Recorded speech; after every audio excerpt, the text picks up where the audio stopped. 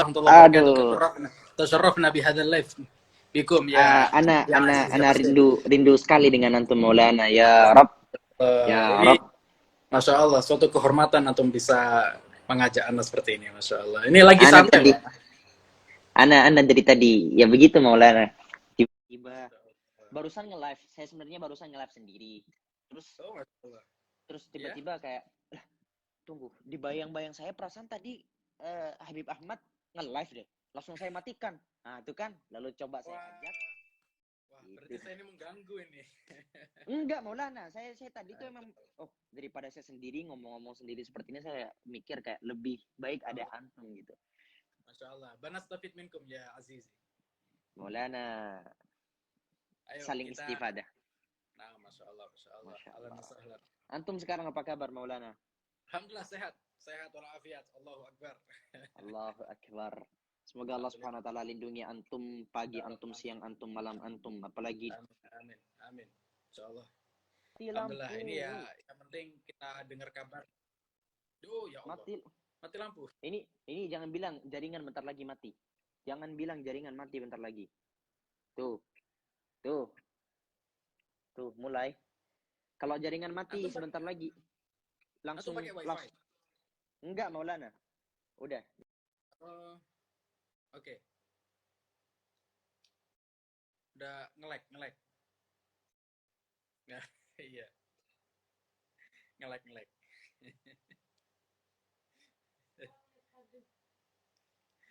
Nge-lag ya, iya udah. Kayaknya nggak bisa udah ini Husin. Ada Rehan tadi ya. Rehan, ayo Han, live bareng Han. Rehan, ayo Han, live bareng yuk.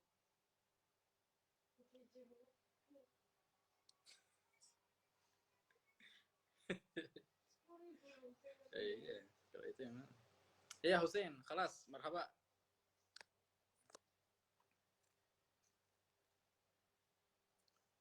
Rehan coba, ayo dong gabung dong.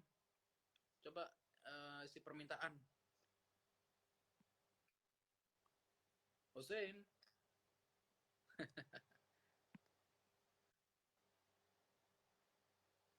kok nggak bisa ya aku klik Rehan ya?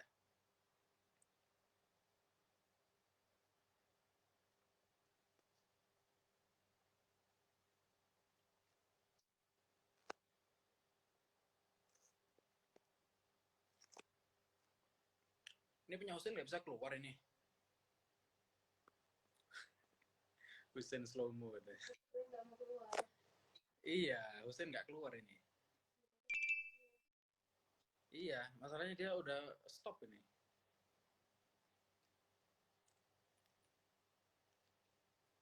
Rehan, Rehan. Oh, Rehan udah keluar.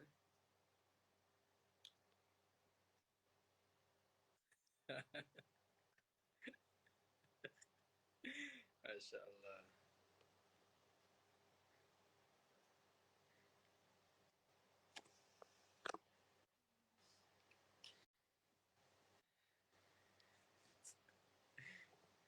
Gimana ini?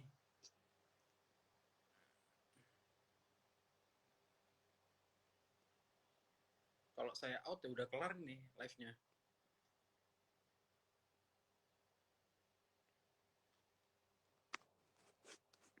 Coba ini ya, saya out dulu ya.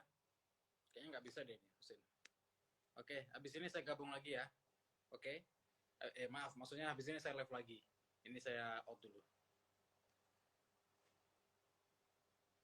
Bisa sih di remove? Iya kan?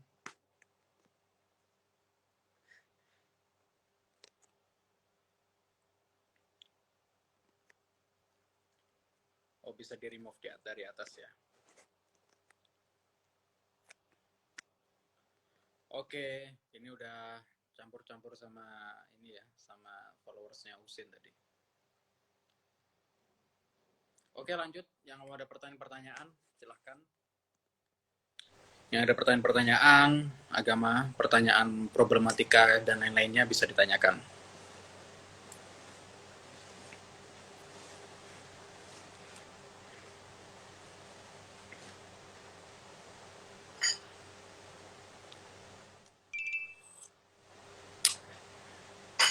Jadi saya bikin live ini termasuk untuk meminimalisir pertanyaan-pertanyaan yang ada di DM.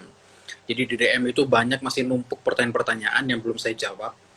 Jadi kadang kalau saya masih jawab satu persatu itu saya harus scroll ke bawah dan biasanya agak sulit gitu ya. Perlu banyak tuh. Jadi sekalian saya pingin live, benar-benar pertanyaan di sini saya pingin jawab. Jadi antum yang udah terjawab di sini ya nggak perlu tanya lagi di DM gitu ya. Oke, saya jawab pertanyaan ya. Assalamualaikum Nora, izin bertanya cara mengatasi iman yang naik turun buat para pemuda. Oke, Waalaikumsalam warahmatullahi wabarakatuh. Disebutkan bahwasannya al-iman yazid wa yanqus. Yazidu bit ta'ah wa yanqusu bil maksiyah. Iman itu bernaik dan turun. Maka iman itu bisa naik dengan melakukan amal taat seperti kita sholat, puasa, berzikir, membaca Al-Qur'an, itu bisa menaikkan iman. Ya, kemudian iman itu bisa turun dengan maksiat. Kalau kita maksiat, kita melanggar aturan Allah, ya, itu bisa menurunkan iman. Maka salah satu cara yang paling utama untuk menaikkan iman adalah dengan antum yang penting dijaga sholatnya. Sholat lima waktu itu yang paling utama, yang paling penting itu harus dijaga. Sholat lima waktu. Kalau udah Ramadan, waktunya Ramadan ya puasa, itulah. Yang penting dijaga. Sayyid atau Syarifah boleh makan daging kurban? Sebenarnya daging kurban kalau misalkan Said atau Syarifah itu fakir miskin maka boleh gitu ya, karena kan kurban ini kan sifatnya sedekah ya, sedekah, jadi kan pemberian kepada fakir miskin yang muslim. Sedangkan seharusnya Sayyid atau Syarifah ini kan dikatakan tidak bisa menerima harta yang kotor dari sedekah ataupun zakat. Akan tetapi Al Habib Ahmad bin Hasan Al-Attas atau Habib Ali bin Hasan Al-Attas mengatakan boleh menerima daripada zakat, ya, menerima daripada sedekah kalau misalkan Sayyid atau Syarifah itu sudah fakir miskin dan membutuhkan, maka tidak ada masalah. Tambal gigi dosa? Enggak dosa. Enggak apa-apa. Apalagi kalau dibutuhkan, kalau misalkan gigi itu berlubang dan semakin sakit kalau nggak ditambal ya maka nggak apa-apa, ditambal aja.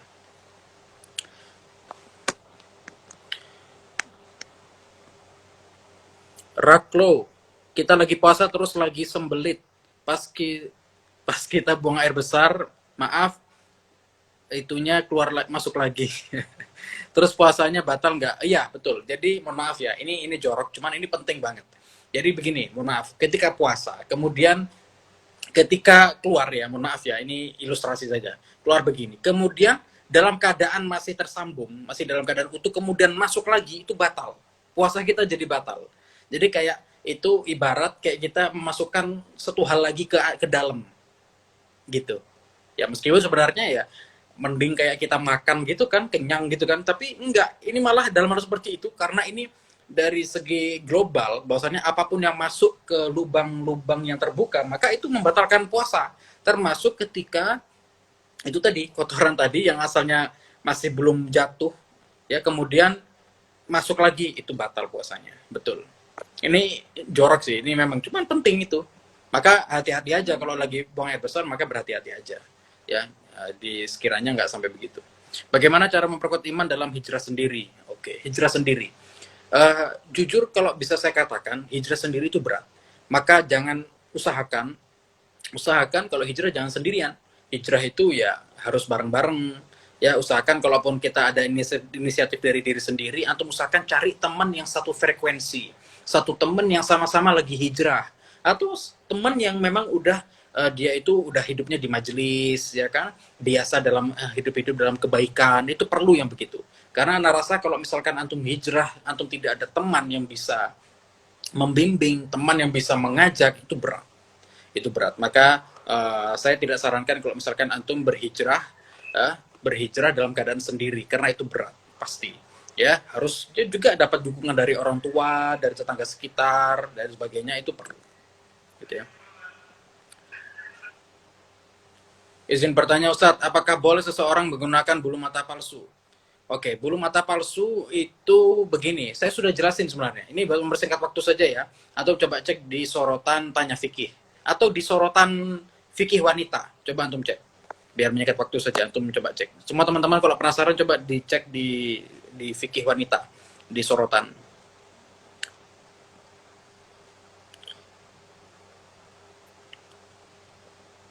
Assalamualaikum, Bib, mau nanya, kalau kita hanya wanita sederhana mencintai seseorang ustadz, jadi kita harus melakukan apa? Waalaikumsalam warahmatullahi wabarakatuh.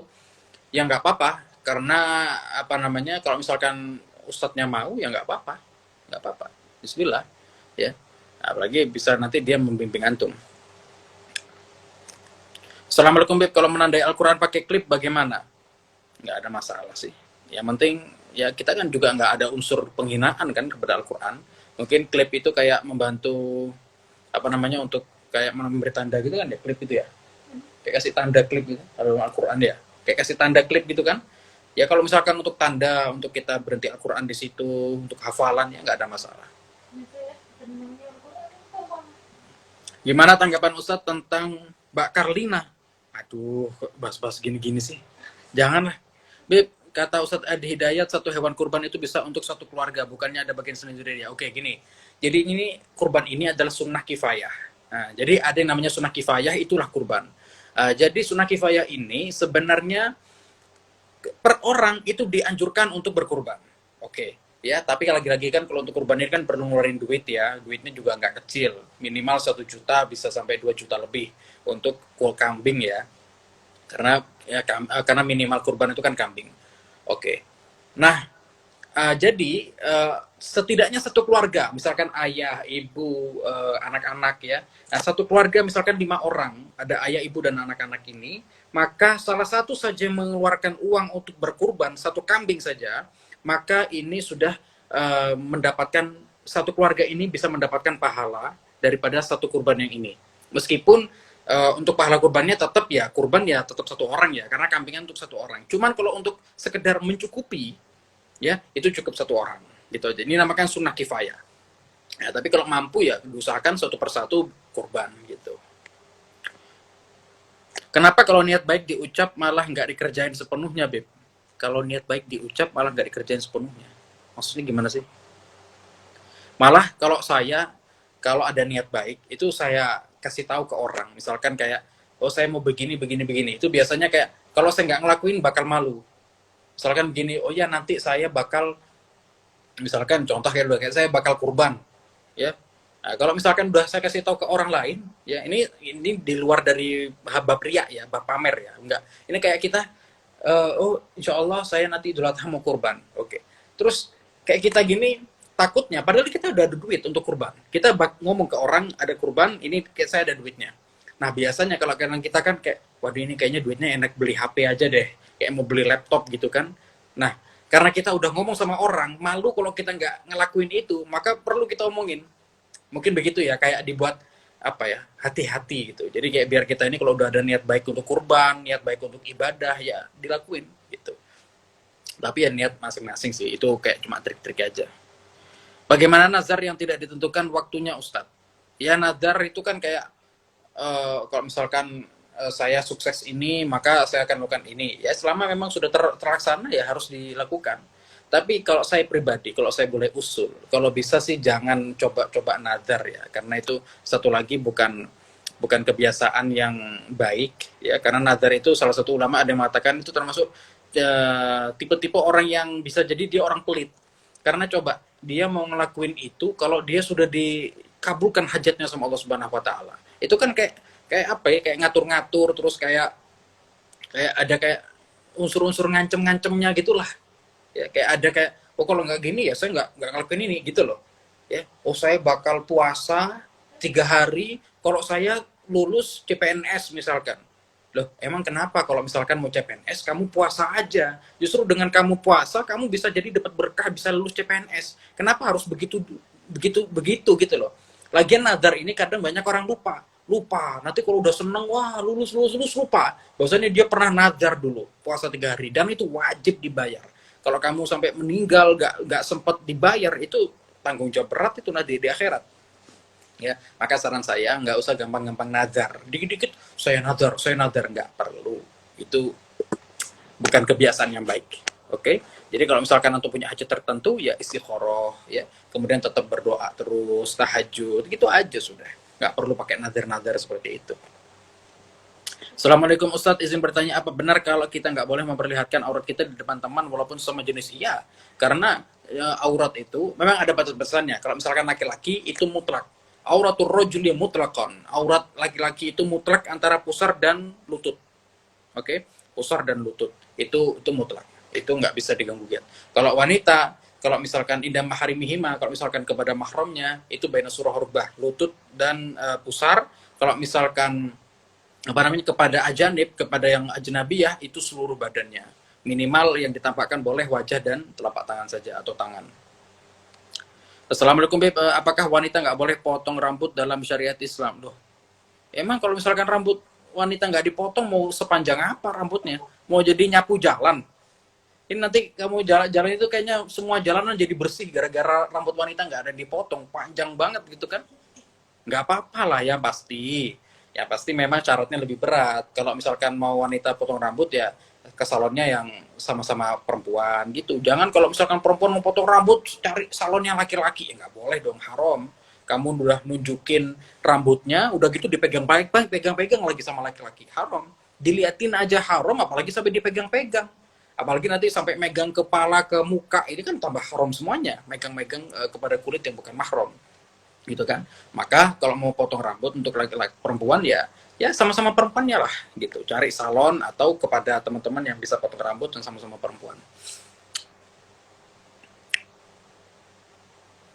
Dan tanya tentang sholat ya, perempuan kalau sholat pakai mukenanya harus sampai dagu ditutupin juga ya, jadi diginiin, sampai ditutupin sedikit di bagian dagu seperti ini sekiranya biar tidak sampai ke leher. Jadi sebenarnya sampai sini. Cuman jadi ada satu kaidah dalam fikih itu ma la yatimul wajib illa bihi fa huwa wajib. Ya, apapun itu tidak menjadi sempurna wajib itu kecuali dengan itu, maka itu menjadi wajib juga. Jadi sebenarnya batasannya di sini. Oke. Jadi dilebihin sedikit, bukan hanya di sini. Nah, di sini nggak sampai segini juga ya, nggak perlu sampai segini doang. Kayak sini aja. Dilebihin dikit, itu sekiranya nggak bisa, itu kan iPhone. Apa namanya, dilebihin sedikit itu menjadi wajib biar nggak mepet gitu, paham maksudnya ya. Nah, jadi biar lebih aman. Jika seorang belum diakikoh sampai dewasa dan ingin berkurban, yang diniatkan adalah akikoh. Bentar, loh, wah, hilang, sebentar.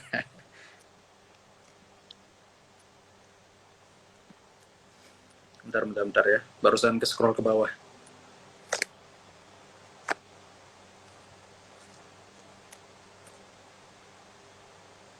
Maaf Maulana, tiba-tiba mati lampu. Iya. Ini barusan kelihatan ada komennya Usin.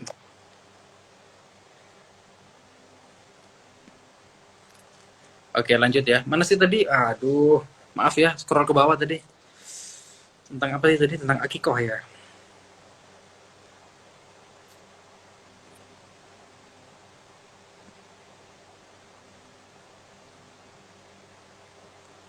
Wih, banyak banget tuh pertanyaannya. Oke, ini tinggal 6 menit lagi udah satu jam ya.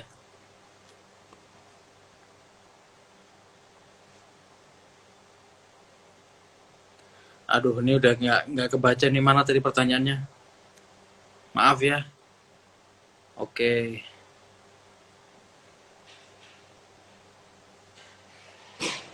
Oke, random ya. Mohon maaf tadi nggak kejawab tadi. Udah saya random aja ya, jawab pertanyaan di bawah sini ya. Wah.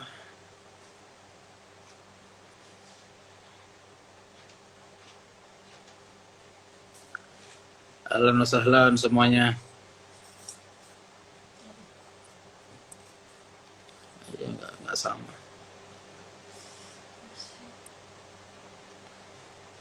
Habib, doakan umur saya berkah ya, amin. Mudah-mudahan umur kita berkah semuanya, kita harapkan itu.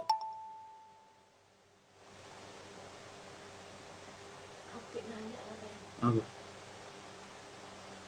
Habib, emang benar kita melihat jodoh kita sendiri lewat mimpi? Enggak lah, enggak ada yang begitu-begitu.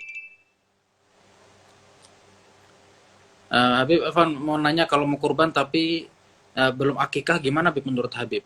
Oke. Nggak apa-apa antum kurban aja, karena kurban itu level keharusannya atau level dianjurkannya itu di atasnya akikoh. Jadi kalau antum mau kurban belum kurban, misalkan belum kurban juga belum akikoh, maka ketika di waktu kurban dari tanggal 10 hingga 13 Dzulhijjah, maka dahulukan kurban. Nah, itu menurut Imam Ibnu Hajar seperti itu. Jadi memang harus kurban sendiri, akikoh sendiri. Oke. Jadi misalkan atau mau sekalian dua-duanya, ya berarti ya 2 kambing, 1 untuk kurban, 1 untuk akikoh. Tapi kalau untuk mau ikut pendapat Imam Romli, itu satu kambing bisa 2 niat. Jadi kurban sama akikoh dalam satu kambing. Ini sangat memperingankan kita ya, kayak kita-kita yang low budget gini ya, itu cocok lah satu kambing bisa 2 niat. Itu menurut Imam Romli. Dan bisa bebas kita ambil, karena ini masih dalam lingkup mazhab Imam Syafi'i. Jadi tidak dalam bahasa taklid.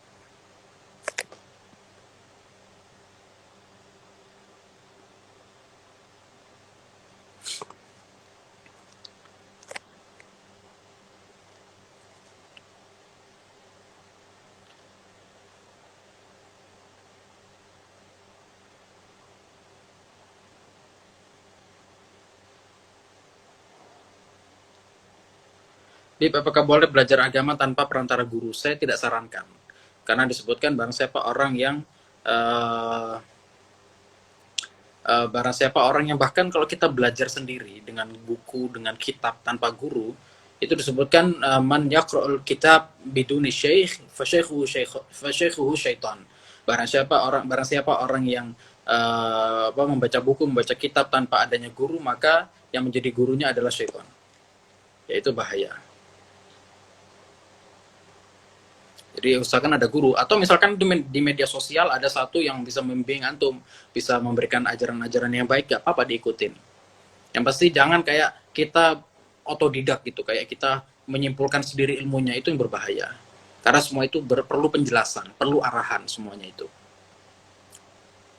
Kak, emang pakai parfum alkohol boleh pakai sholat? Kata temanku boleh, tapi parfumnya tidak meninggalkan bekas. Oke, jadi begini, alkohol di parfum, di hand sanitizer, itu banyak khilaf di antara ulama. Ada yang mengatakan alkoholnya itu najis sebagaimana dalam khamr. Sebagaimana di dalam Al-Quran kan memang khamr atau minuman keras itu kan alkoholnya najis. Sehingga ditakutkan alkohol yang ada di dalam minuman keras itu sama dengan kandungan di dalam parfum ataupun hand sanitizer. Maka dianjurkan tidak menggunakan parfum beralkohol atau hand sanitizer ketika mau sholat. Oke, nah, begitu. Maka tapi ada ulama kontemporer yang mengatakan bahwasanya alkohol yang dalam parfum, dalam hand sanitizer itu bukan alkohol yang sebagaimana di minuman keras. Ya, tapi mereka ada yang mengatakan bahwasanya itu alkohol jenis lain. Alkohol denat atau alkohol apa gitu loh. Pokoknya ada alkohol yang tidak sama dengan minuman keras. Sehingga ada yang mengatakan bolehlah gitu, nggak apa-apa. Cuman ya, gini, kita ini perlu dalam fikih ini yang namanya ihtiyaton. Perlu ada namanya bab kita ini berhati-hati. Karena ada ulama yang bersikeras mereka mengatakan parfum beralkohol ini tetap najis, ada yang mengatakan tidak. Maka kita ngambil jalan tengah dengan cara apa? Diusahakan kalau mau sholat nggak usah pakai parfum yang beralkohol. Ya, kita harus punya parfum yang tidak beralkohol untuk sholat. Ya, misalkan pakaian untuk sholat kita itu kita pakaiin dengan parfum-parfum yang tidak beralkohol. Tapi kalau mau pergi, mau nongkrong, mau sekolah, mau kerja, silakan mau pakai beralkohol selama memang pakaian itu tidak digunakan untuk sholat. Tapi kalau memang darurat mau pakai untuk sholat juga nggak apa-apa karena ada pendapat yang memperbolehkan.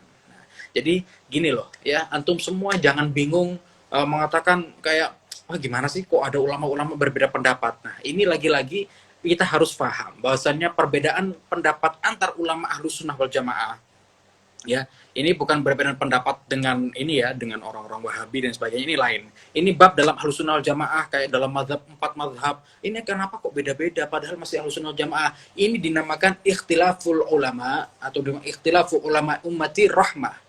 Ini ikhtilaf perbedaan pendapat antar ulama ini rahmat. Rahmat dari Allah Subhanahu wa taala. Gitu kan?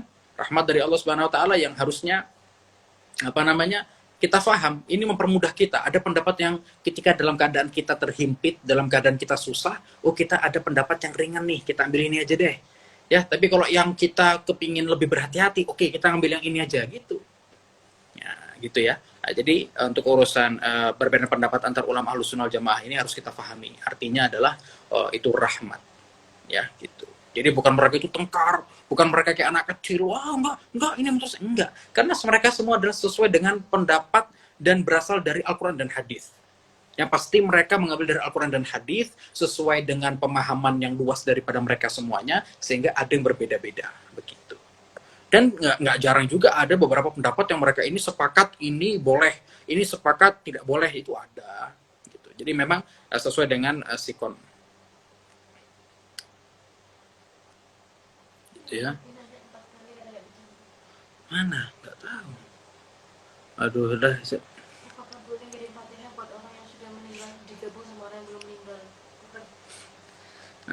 Bentar. Kalau ada pertanyaan nggak apa-apa. Bib meninggal karena COVID-19 atau corona itu apa termasuk mati syahid? Ya, Masya Allah. Ya, ya insya Allah mudah-mudahan. Ya, karena kasihan ya orang-orang yang meninggal karena COVID, karena corona itu ya. Ya, ya mudah-mudahan termasuk orang-orang yang mati syahid. Ya, mudah-mudahan. Ya, kita berdoa aja. Mudah-mudahan husnul khatimah.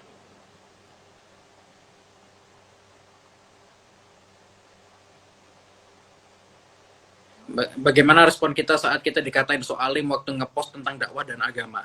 Ya nggak perlu didengerin. Yang pasti kita jangan merasa lebih baik dari orang lain.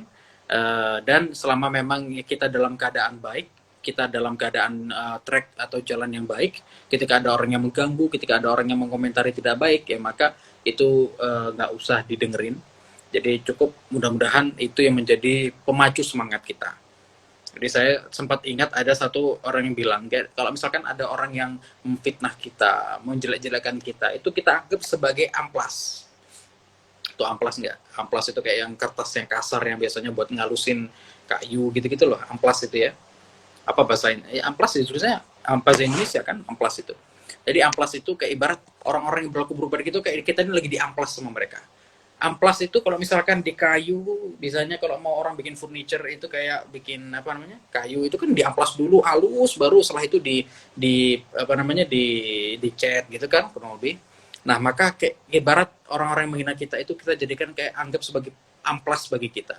Mudah-mudahan dengan hinaan mereka itu menjadikan kita lebih baik lagi dengan kita introspeksi diri dan evaluasi yang penting begitu.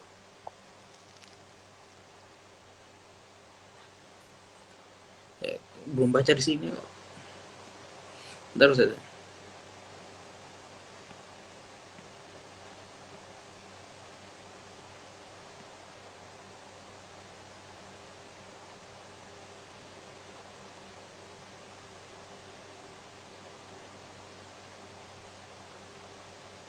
Assalamualaikum Bib, sholat yang ditinggalkan tahun lalu apa wajib diqodho? Wajib dong. Walaupun itu tahun-tahun yang kau kapan atau mulai dari balik sampai belum ninggalin sholat, wajib diganti. Wajib ya. Ini jangan mengatakan Bib ada nggak pendapat yang lebih ringan? Nggak ada. Semua sepakat ulama mengatakan bahwasannya wajib diganti. Kalau misalkan antum dengar ada orang mengatakan oh cukup ini aja lah istighfar aja ampun tak ampun, itu pendapat ulama yang bukan ahlus sunnah wal jamaah ya. Maka kalau mau cara yang benar yang sesuai ya itu adalah diganti tetap, cuman ya ada keringanan, artinya antum qodho ini, qodho sholat itu bahkan antum bisa melakukannya di waktu-waktu yang sebenarnya dilarang. Kayak orang itu sebenarnya nggak boleh sholat ba'da subuh. Jadi antum habis sholat subuh, itu kan nggak ada sholat sunnah subuh, ba'diyah subuh. Nah, sebenarnya haram kan? Nah, tapi kalau misalkan antum mau kodok, waktu itu boleh.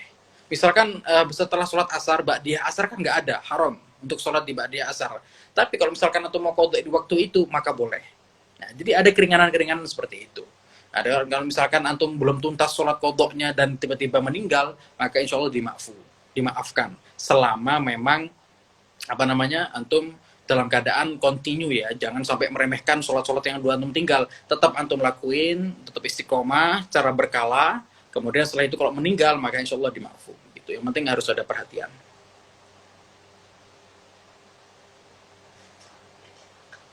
Lagi-lagi, paling bawah nanti biar kelihatan.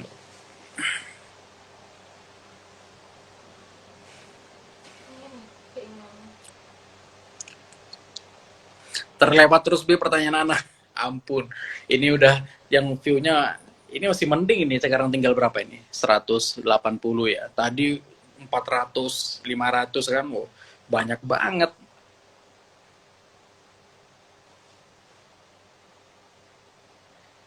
Ya pantas lah ya, ini banyak banget pertanyaan ini numpuk-numpuk. Cobalah yang masih ada pertanyaan coba di DM. Di DM insya Allah mudah-mudahan bisa saya jawab. Mudah-mudahan ya. Kalau nggak dijawab ya bukan berarti saya sombong atau gimana ya. Ya mohon dimaafin lah karena juga banyak yang bertanya. Sampai sekarang aja masih banyak. Apalagi ini dari followersnya Ucen tadi, waduh. Makin banyak ini pertanyaan di live ini. Assalamualaikum Habib, kenapa berat banget sholat subuh? Oke, begini.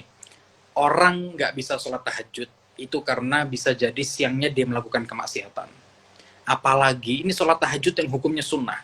Apalagi sholat wajib, dia nggak bisa sholat wajib. Dia berat melakukan sholat subuh.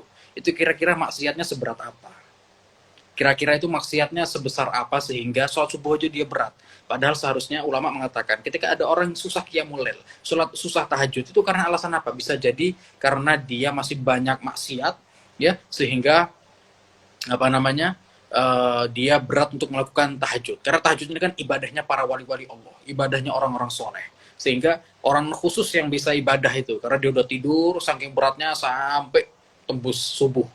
Ya, apalagi yang bisa ninggalin subuh. Ini maksiat apa ini yang membuat akhirnya kita ini berat menjadi sholat subuh? Naudzubillah min dzalik. Mudah-mudahan Allah bersihkan hati kita dari segala dosa, insyaallah ya. Mudah-mudahan nggak susah untuk ninggalin subuh.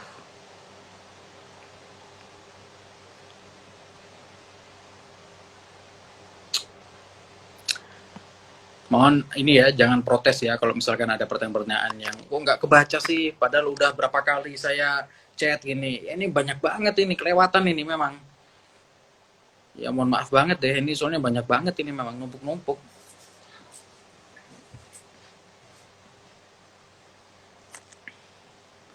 Beb, sering-sering live tanya jawab gini ya, sekarang mau istirahat dulu. Terima kasih. Iya, silakan yang mau istirahat, istirahat. Habis ini saya juga udah mau selesai live-nya. Habib sering-sering live dong, insya Allah, insya Allah. Mudah-mudahan nanti kalau ada waktu-waktu saya bisa live.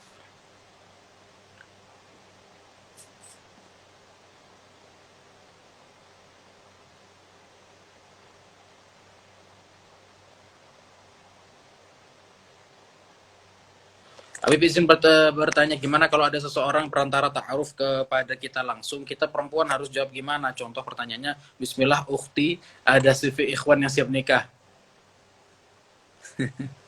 Oke, gini. Antum sebagai wanita, kalau misalkan ada laki-laki yang bisa mau meminta antum ta'aruf dengan cara yang terhormat, maka insya Allah itu adalah salah satu ciri-ciri orang yang soleh. Ya, kalau laki-laki dia sudah dengan caranya tidak terhormat, dengan dia kayak caranya dengan chatting, kemudian apalagi dengan telepon minta nomor, kemudian minta ketemu, ini bukan ciri-ciri orang yang soleh, maka saran saya jangan diterima. Oke, dari awalnya saja kita udah bisa tahu. Kalau misalkan ada orang yang mengambil dengan cara yang terhormat, dengan ta'aruf, dengan kita hubungan dengan saudara laki-laki, laki-laki perempuan misalkan, kemudian oh ya berkenalan dengan orang tuanya, kita hubungi, oh ya janjian ya besok saya mau datang, mau ta'aruf, mau lihat putri Anda misalkan begitu. Nah ini kan udah cara yang terhormat, oke, datang. Bisa anak laki-laki itu sendiri yang datang atau dengan orang tuanya. Setelah itu sudah baru oh ya cocok, oke, ditentukan mau diikat dulu atau mau dikhitbah, mau dipinang dulu, atau setelah itu nanti diatur lagi untuk waktu nikah. Oh nikahnya nanti gini aja ya, 2 minggu lagi tanggal ini kita deal, oke ya gitu.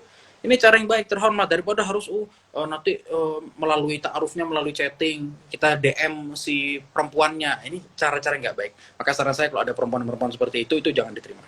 Oke, nah, jadi antum harus wanita-wanita ini orang-orang yang terhormat. Jangan mau-mau dikibulin sama buaya-buaya. Ya kalau orang bilang buaya ya, entah mau bilang buaya, kerbau, kera, terserah udah. Yang pasti yang begitu-begitu udah. Jadi laki-laki pun begitu. Kalau misalkan antum mau pinta kepada laki perempuan juga harus dengan cara yang terhormat. Biar antum nggak disebut buaya. Kasihan kan? Antum kadang hasil dari pondokan, antum jadi anak-anak yang baik, tiba-tiba dibilang buaya dengan cara yang tidak baik. Maka harus dengan yang baik. Wah, ada Habib Husin Haddar, masya Allah, ahlan wasahlan Habib.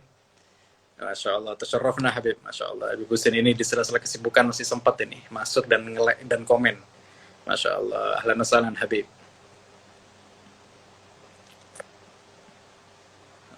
Harus minta maaf Bar, tidak kelihatan Bar. Saya sih ini loh, abang yang di sini tidak enak.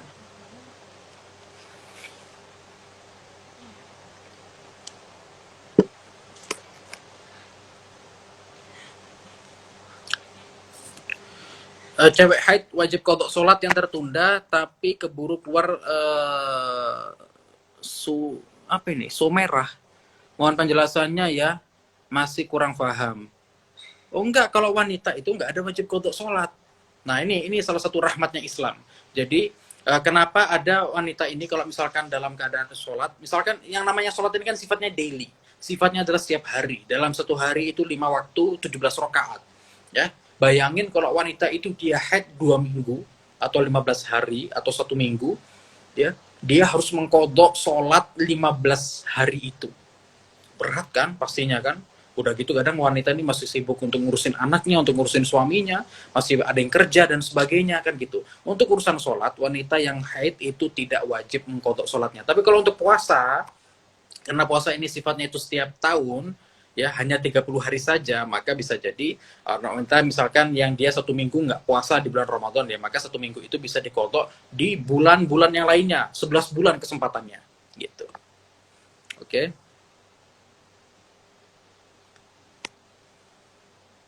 Assalamualaikum, gimana caranya agar bisa mengendalikan rasa sombong dalam diri kita, Beb? Oke, waalaikumsalam warahmatullahi wabarakatuh. Begini, yang penting antum tancapkan dalam diri bahwasannya saya ini adalah orang yang buruk. Gak ada orang yang seburuk saya. Semua orang-orang yang di hadapan saya, semua siapa saja yang orang-orang yang berhadapan dengan saya, semuanya adalah orang-orang yang lebih baik daripada saya. Oke, coba antum terus tancapkan dalam diri antum seperti itu. Buang rasa sombong. Sombong itu kan perasaan ketika ada ujub, ketika antum merasa lebih dari orang lain, ketika antum melihat diri antum ini ada kelebihan daripada orang lain. Sehingga apa? Ketika antum dicaci, antum marah. Ketika antum tidak dihargai, antum marah. Ya, itu bisa jadi karena merasa seharusnya ini saya dihargain. Seharusnya saya ini dimuliakan. Kenapa saya harus dihina-hinakan? Nah, seharusnya orang-orang yang hatinya ini bersih, tidak ada perasaan sombong, tidak ada merasa lebih dari orang lain, dia ketika dicaci, ketika dihina, ketika tidak dihargai, seharusnya dia tidak marah. Begitu juga ketika itu tadi, ketika ada orang yang tidak apa tadi, ada orang yang merendahkan kita dan sebagainya itu, ya maka sifat sombong ini yang penting adalah kita buang, kita injak-injak nafsu kita. Artinya kita adalah orang yang paling buruk. Tidak ada orang yang lebih buruk daripada kita, semuanya orang lebih baik daripada kita. Kita ini adalah orang yang paling buruk. Sehingga kalau ada orang mencaci, ya pantas saya dicaci karena saya masih banyak dosa nih, gitu. Ya, jadi biar antum ini punya sifat akhlaknya baik, punya sifat rendah hati, nggak merasa lebih dari orang lain. Karena ketika antum merasa lebih dari orang lain, ketika antum ada sifat sombong, itu yang berbahaya dalam diri antum.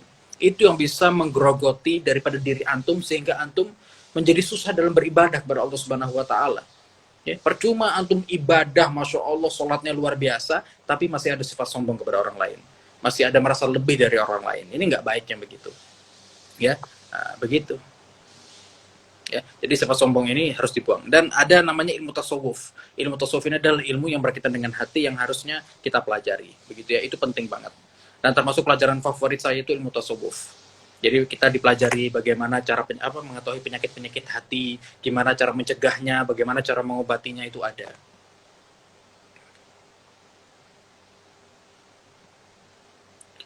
Masya Allah.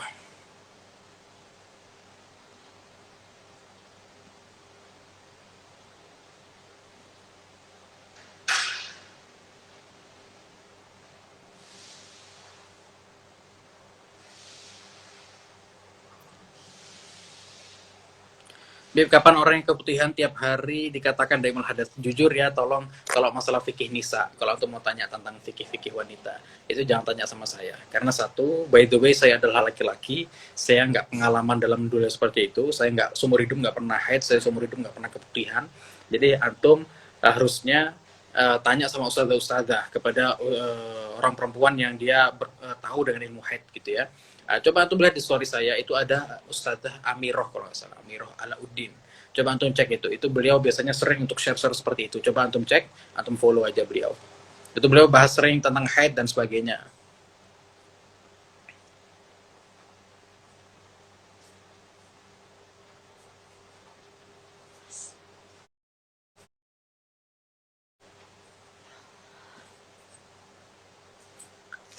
Habib, jika waktu puasa Ramadan dan wanita yang haidnya keluar waktu sore hari itu wajib dibatalkan? Udah, iya batal lah, batal.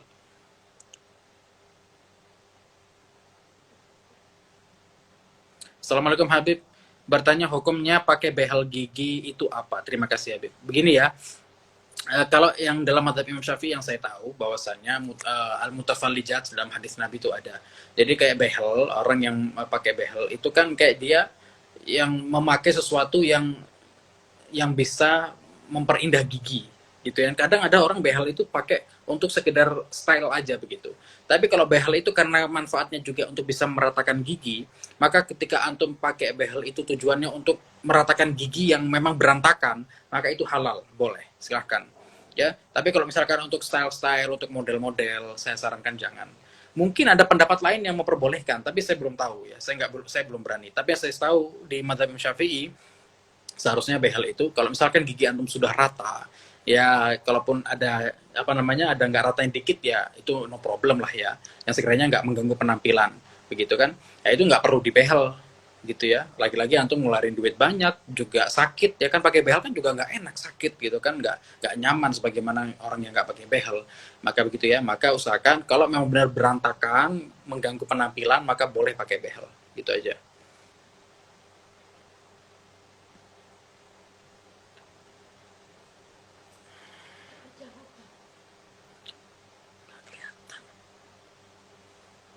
Banyak lah.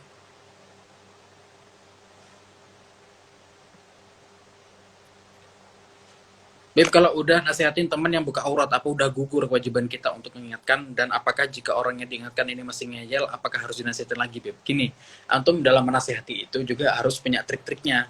Kalau sekiranya antum menasehati, terus sekiranya dia tidak menerima, ya perlu ada jarak lah gitu. Ya jarak lagi, nunggu dia mood, nunggu dia lagi seneng hatinya. Sekiranya dia bisa menerima nasihat, antum nasihatin lagi. Apalagi dengan berkaitan dengan yang wajib seperti menutup aurat ya, seperti itu. Misalkan ada teman juga kita yang ada teman kita yang nggak sholat 5 waktu, kita ingetin. Tapi kalau misalkan dia kayak yang kayak nggak nerima gitu, oke kita nasihatin lagi di waktu yang lebih pas lagi, begitu. Nah, itu lebih lebih enak begitu. Jadi harus tahu sikon, ya, harus tahu ini teman saya ini moodnya lagi baik ini, oke saya nasihatin, gitu. Jadi biasanya kalau orang lagi moodnya bagus kan enak untuk nasihatin, dia bisa nerima.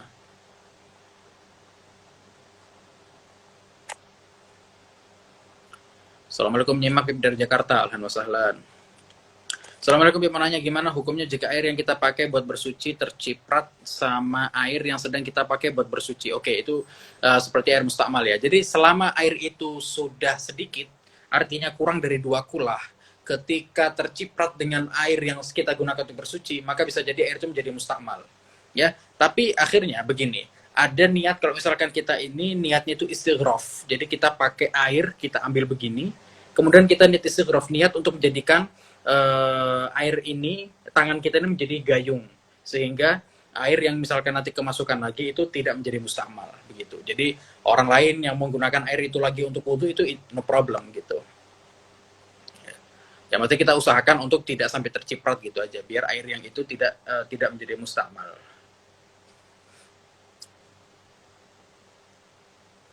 Assalamualaikum, Bib, cara ngatasin was-was akidah gimana? Was-was akidah ya.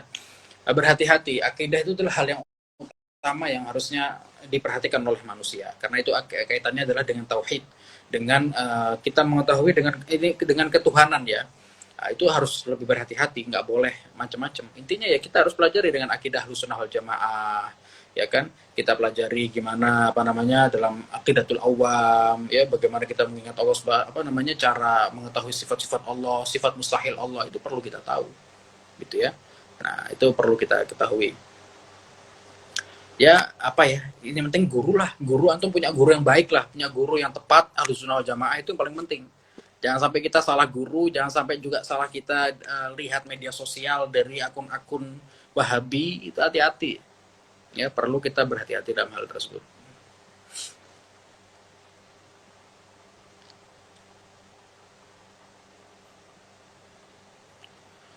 Oke, ini udah banyak banget. Saya sepertinya udah mau selesai ya. Ini udah 80 menit loh. Ya, ini udah 80 menit, maka selesai. Terima kasih banyak yang udah gabung dari tadi. Insya Allah, ini tadilah sebenarnya santai ya. Niatnya paling cuma 1 jam, bahkan nggak sampai 1 jam dari rencananya. Tapi ini tadi ada Gambung Husin. Mudah-mudahan nanti insya Allah next saya juga mau gabung. Maaf, saya nanti insya Allah mau live lagi. Entah malam atau sore atau pagi, insya Allah nanti ya bisa dikondisikan. Terima kasih banyak udah gabung. Insya Allah mudah-mudahan bermanfaat dan mudah-mudahan bermanfaat untuk diri saya sendiri dan bermanfaat untuk antum semuanya. Dan kalau ada kesalahan mohon dimaafkan. Mudah-mudahan juga bisa memberi manfaat sebanyak-banyaknya untuk antum.